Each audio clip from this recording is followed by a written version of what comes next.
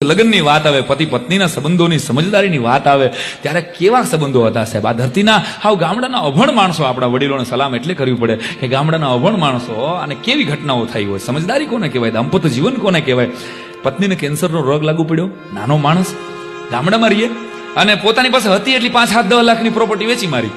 પત્નીને છેલ્લા ફાઇલ જોઈને ડોક્ટરે એમ કીધું કે દોસ્ત ત્રીજો કેમોથેરાપીનો ડોઝ છે, તારી પત્ની સ્વીકારી શકે એમ છે ને, એના શરીરમાં તાકાત છે નહીં, હવે આ જાજુ કાઢશે નહીં, તું આને ગમે એમ કરીને ઘરે લઈ જા અને 2-3 મહિના 6 મહિના કદાચ માંડ જીવે અને સેવા કર, કારણ કે તું આમાં દેવામાં આવી જઈશ તારી પત્ની પાછળ. ત્યારે પતિએ એટલું કીધું, ડોક્ટર સાહેબ એક વિનંતી કરું શું, તો તમે આ વાત મારી પત્નીને ન કહેતા, તમે ખાલી એને પાસે બોલાવીને એટલું કહો કે તમે હારા થઈ જશો અને તમે ઘરે વહી જાઓ એટલે જીવી જશો, કારણ કે હું મારી પત્નીને મારા ખોળામાં એને મોત આપવા માંગુ છું, પણ એને રીબાવીને મારી નાખવા નથી માંગતો.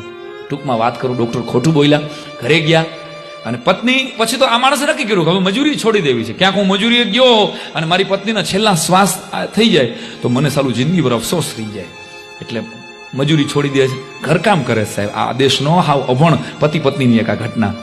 અને સવારના પોરમાં રોજ સવારથી પોરું ઘરકામ કરે, પાસીદા વાળે, રોટલી બનાવે, પોતે પત્ની માટે ચા બનાવે અને સવારના પોરમાં બાળકની જેમ તેડી અને ફળિયામાં ખાટલામાં હુવાડે એટલે તાજો કૂણો તડકો મળે ને તો અને શરીરને થોડુંક સારું રહે.